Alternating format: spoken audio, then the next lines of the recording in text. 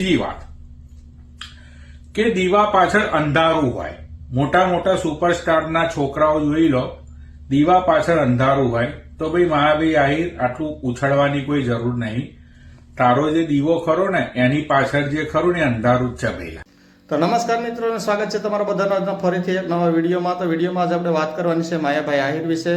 કે આ ભાઈ તમને જે સ્ક્રીનમાં દેખાય છે, તમે આગળ જે ભાઈને જોયું છે જેનું નામ છે લકી પનોરી કરીને, એને ક્યાંક વિદેશમાં બહાર રહી છે અને કીર્તિ પટેલ અને ખજૂરભાઈના વિવાદમાં પણ વારંવાર બોલ્યો હતો અને ન બોલવાનું બોલે છે. તો આજે ફરીથી માયાભાઈ જેવા મોટા લોકસાહિત્ય કલાકાર માથે એણે આરોપ લગાવ્યો છે અને કીધું છે કે માયાભાઈને આ રીતે પૈસા ઉડાડવાના છે, માયાભાઈ એના જૂના દિવસો ભૂલી ગયા છે અને અત્યારે પૈસાની રેલમ સેલમ કરે છે અને માયાભાઈનો દીકરો છે દીવાતળ અંધારું છે અને માયાભાઈનો દીકરો છે એ ખરાબ છે, નકામો છે અને એ બધા પૈસા ઉડાડી દેશે ને એવું ઘણું બધી ન બોલવાનું બોલ્યો છે.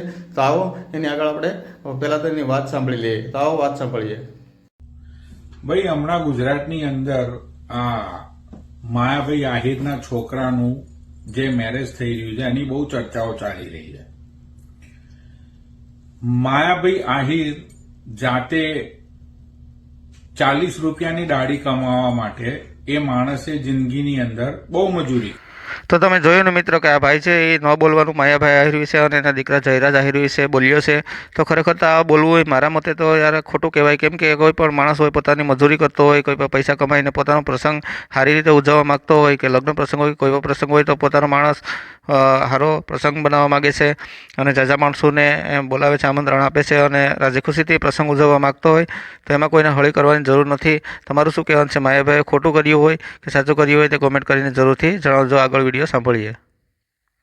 તો એના રૂપિયા પૈસાની કોઈ કદર ના રહે.